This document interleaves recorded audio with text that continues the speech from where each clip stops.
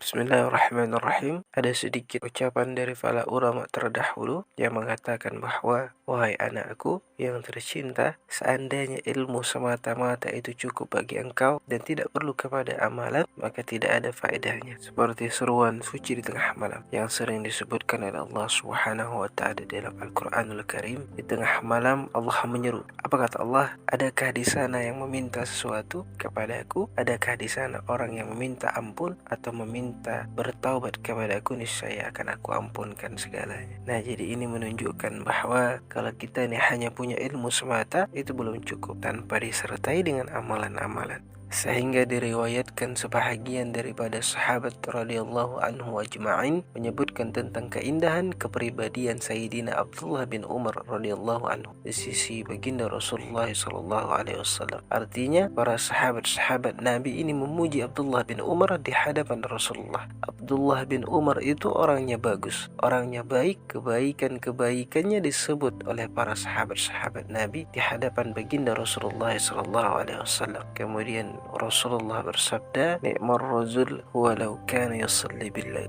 Artinya kata baginda Rasul, Abdullah bin Umar itu sangat baik orangnya apabila beliau bangkit sembahyang di waktu malam. Ni'mar rajul huwa law kana yusalli bil-lail. Kata baginda Rasulullah, ia benar orangnya yang sangat baik, law kana yusalli bil-lail, nah lebih baik lagi jikalau ia sembahyang di tengah malam. Nah, ini artinya baginda Rasulullah sallallahu alaihi wasallam menganggap orang itu baik. Nah, apabila ia melaksanakan dan mampu untuk salat di tengah malam, maka ia lebih baik. Baik itu orangnya pintar, ramah, bersosial, berilmu, cerdas, berbuat segala macam kebaikan. Tapi kalau kita belum bisa untuk bangun salat di tengah malam, maka kebaikan kita itu belum lengkap. Sebab ujar baginda Rasulullah yang demikian, ni'mar rajul walau kana yusalli bil-lail. Nah, Abdullah bin Umar itu adalah sebaik-baiknya laki-laki jikalau ia sembahyang di tengah malam. Jadi orang yang bisa istiqomah, orang-orang yang bisa mudawwamah, selalu bangun untuk sholat di tengah malam dengan ikhlas karena Allah Subhanahu wa taala, bisa kita jadikan orang ini adalah orang yang baik.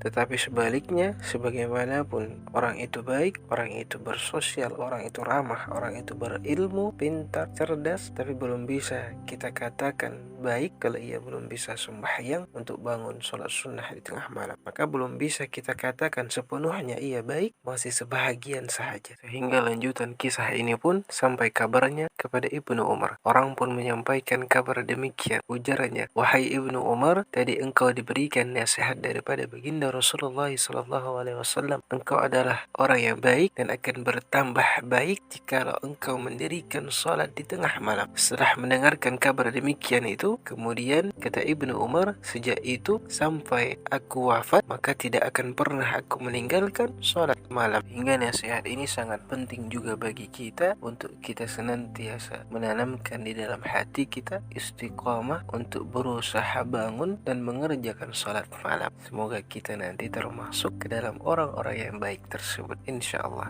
Kemudian dilanjutkan, Al-Imam Al-Hasan Al-Basri radhiyallahu anhu mengatakan bahwa untuk melazimi mengistiqomahkan salat lail itu sulit kalau kita ni masih punya dosa-dosa yang besar di sisi Allah Subhanahu wa taala. Walaupun kita ni sudah cukup persiapan, siang sudah cukup istirahat, malam sudah siap-siap cepat tidur, tapi kalau masih ada dosa-dosa yang kita belum bertaubat kepada Allah Subhanahu wa taala, nah kita ni akan terbelenggu oleh dosa itu sehingga kita berat untuk mengerjakan salat malam, sehingga kita terasa berat untuk bangun dan mengerjakan salat itu. Nah, maksudnya yang berat itu secara istiqomah yang berkelanjutan. Nah, kalau sekali-sekali siapapun pasti bisa. Contohnya tiba-tiba kita ni ada perlu kepada Allah Subhanahu wa taala, ingin meminta hajat atau salat istikharah, bisa saja kita ni salat malam, kemudian setelah itu kita tidak pernah lagi salat. Nah, itu namanya tidak istiqomah. Kalau kita istiqomah terus menerus, baik di rumah, baik sedang musafir atau dalam keadaan apapun, atau sedang meminta atau tidak meminta, maka dengan mudah kita kerjakan salat itu. Mudah-mudahan dengan bantuan daripada Allah Subhanahu wa taala dan dengan keinginan hati yang kuat, semoga kita semua ini bisa istiqomah untuk mengerjakan sholat di tengah malam. Amin ya Allah, amin ya rabbal alamin. Karena begitu banyak pada waktu itu ampunan serta tawaran daripada Allah Subhanahu wa taala kepada kita. Maka dikhawatirkan kalau kita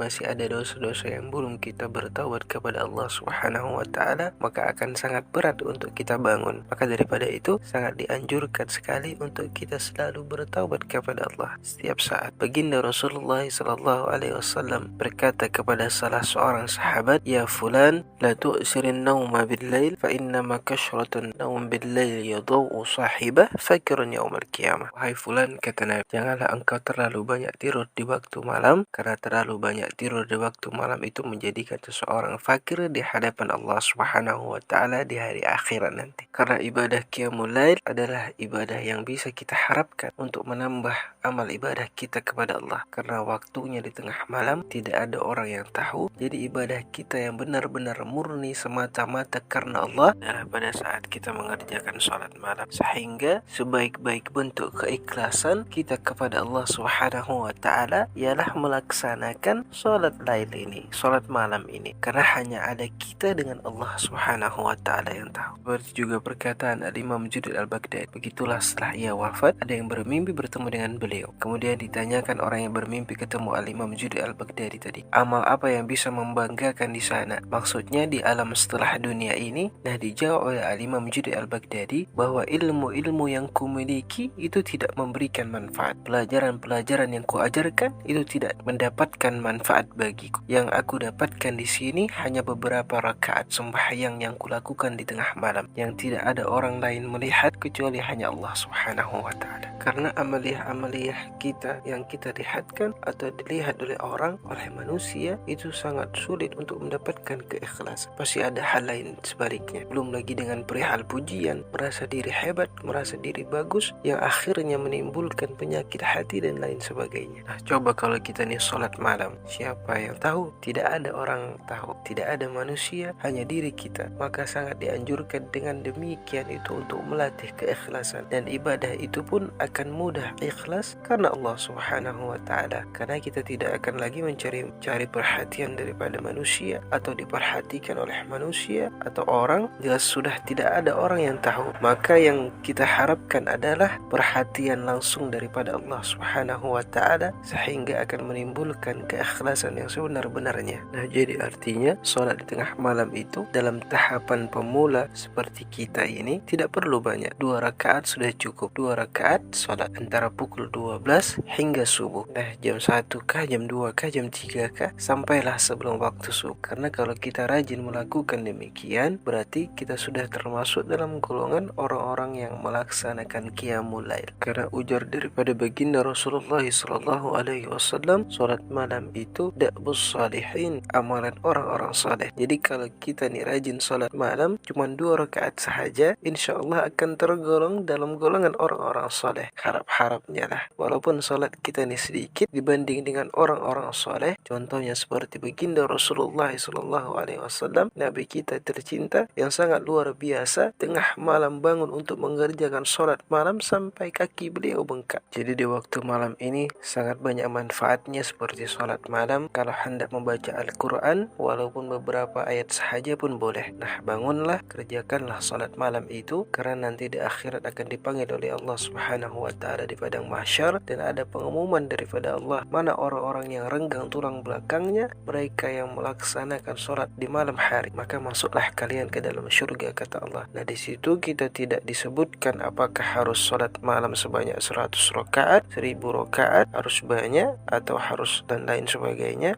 Nah, kita nih kalau mahu walaupun 2 rakaat saja, insyaallah akan mendapatkan kebaikan daripada amal itu. Maka hendaklah sama-sama kita mengingat firman Allah Subhanahu wa taala. Allah Subhanahu wa taala berfirman di dalam Al-Qur'anul Karim pada surah Al-Isra ayat 79, Bismillahirrahmanirrahim, wa minal laili fatahajjad bihi nafilatan laka 'asa ay yab'asyaka rabbuka maqaman mahmuda. Wa minal laili fatahajjad, nah itu kan fi'il amr. Tahajjad.